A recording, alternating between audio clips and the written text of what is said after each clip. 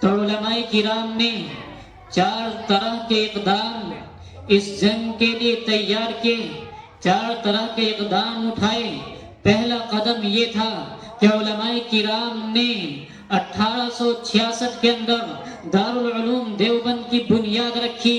اس کا مقصد یہ تھا کہ اس کے اندر تعلیم و تعلم کے ساتھ ساتھ افراد رجال کو بھی تیار کیا جائے، اس لیے یہ مشن بنایا گیا کہ دارالعلوم دیوبند کے اندر تعلیم و تعلم کے ساتھ ساتھ علماء کرام کو اور طلبہ نظام کو جنگ آزادی کے لیے تیار کیا جائے۔ اسی طریقے سے دوسرا قدم علماء اکابر دیوبند نے یہ اٹھایا کہ 1857 کی جنگ آزادی کے بعد جو ملک پیچھے ہو گیا تھا، ملک کی ترقی کے لیے جمعیت علماء ہند کو وجود میں لایا گیا۔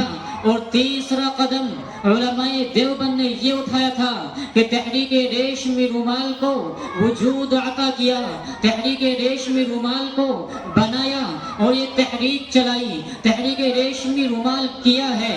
ریشمی رومال یہ ہے کہ ایک ریشم کے رومال پر علماء کرام نے ایک خط لکھا تھا۔ اس تحریک کا مشن یہ تھا کہ افغانستان کے مجاہدین کو اس بات پر تیار کیا جائے، اس بات پر آمادہ کیا جائے کہ افغانستان کے مجاہدین کا ساتھ دے، اور ترکی کی حکومت کو اس بات پر قائل کیا جائے کہ وہ انگریزوں پر حملہ کرے اور اندر سے ملک ہندوستان کے اندر ہم بغاوت شروع کریں گے۔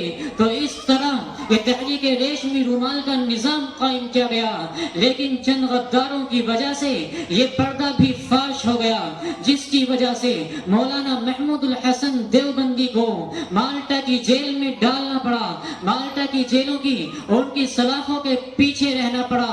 ہاں، کہ کھلونا سمجھ کر نہ برباد کرنا، کھلونا سمجھ کر نہ برباد کرنا، ہم بھی کسی کے بنائے ہوئے ہیں۔